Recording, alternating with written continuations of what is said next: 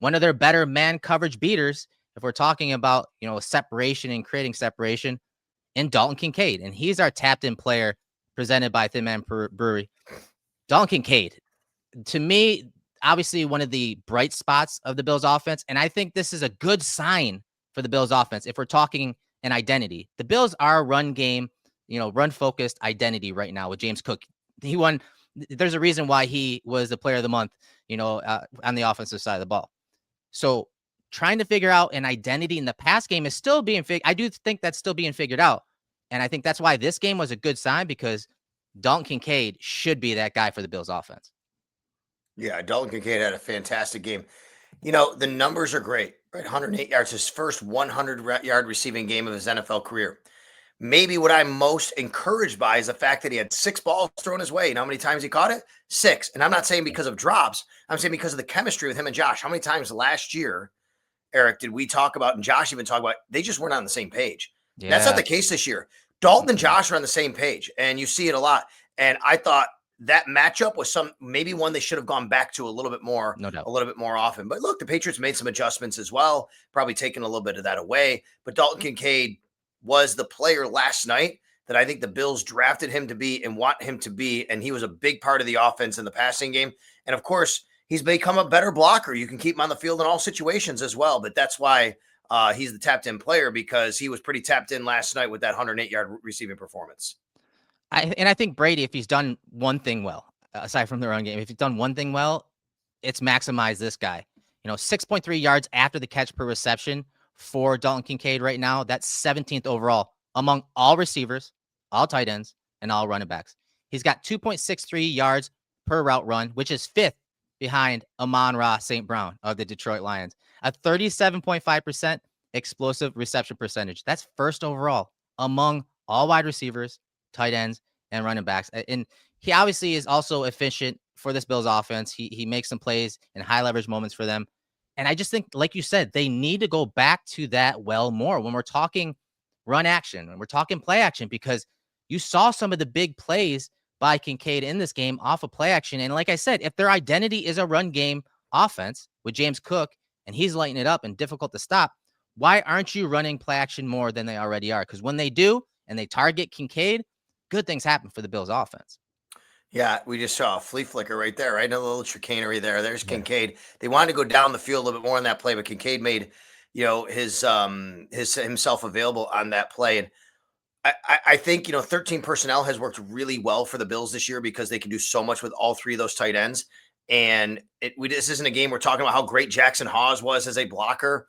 That happened last week. This is a game we're talking about how good Dalton Kincaid was as a pass catcher. But that's what 13 personnel does. You can bring out different tight ends and do different things with them.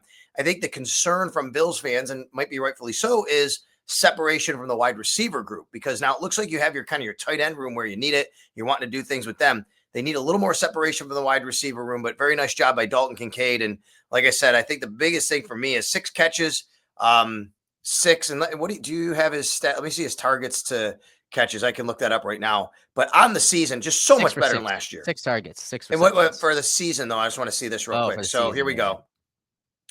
I don't have targets here, but he has it. He has 20 catches for 287 yards. And we can look that up. But I just think that it's such a night and day difference from last year and, what he's doing right now. And it just makes a big difference for the Bills. 20 for 24. So 24 targets, 20 receptions, 287 yards, love it. 3 touchdowns. That reception percentage, which it's a little of a murky stat. I don't like using it often, but reception percentage of 83.3, which is a big difference, like you said, than last year in 2024, when that reception percentage was 61.7%. So it was a big difference there. And like I said, I think just the offense, it runs so much better when you start targeting him. So in the second half, and mainly bottom of third, top of the fourth quarter against the Patriots, they were obviously starting to zone in on Kincaid. And so what the Patriots started doing is they started bracketing him. And it opened up Khalil Shakir on the in-breaking route for that first down on 2nd and long. And so it opens up things for others. So I know, rightfully so, fans have some concerns about separation at the wide receiver position. But like I said, this is what they have. So how do you get those other guys one-on-ones and get them in space? You start targeting Dalton Kincaid, and like I said, especially off play action, and then you're going to get some one-on-ones because teams are going to start to focus on taking him away. He should be part of that, offensive identity in the passing game, and it'll make things easier for everyone else. And so, and this is what fans need to understand too, Sal, right? You talked about the Eagles. Teams are still trying to figure out the ins and outs of what team they have and guys they have and offenses and defenses. And right. The teams aren't figured out. The teams are evolving and adapting still and trying to figure out their identity. And I think this is probably when it comes to the offense of the Bills or the team of the Bills, the offense and the passing game is still kind of working through some of their kinks. Yeah, that's right. I have a saying every year, and now we're week 5. I say you never really truly know who your team is till at least after week 4, right? I mean that's because the first month of the season kind of throw it out the window when it comes to matchups and who beat whom and things like that. You never really know. A lot of praise for how the Patriots played, and rightfully so. They won the game.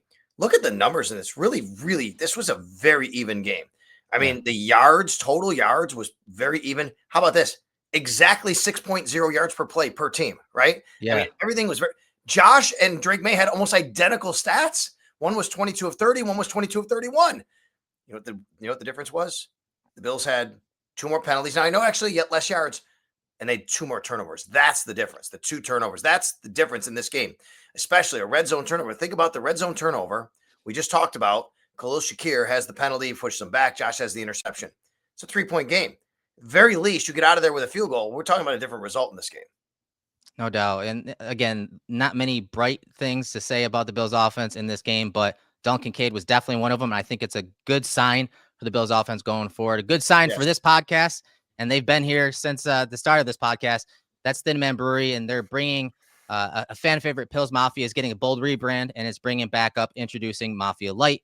Meet your new tailgate essential. Mafia Light hits different with just 3.5% ABV and only 80 calories per 12-ounce can.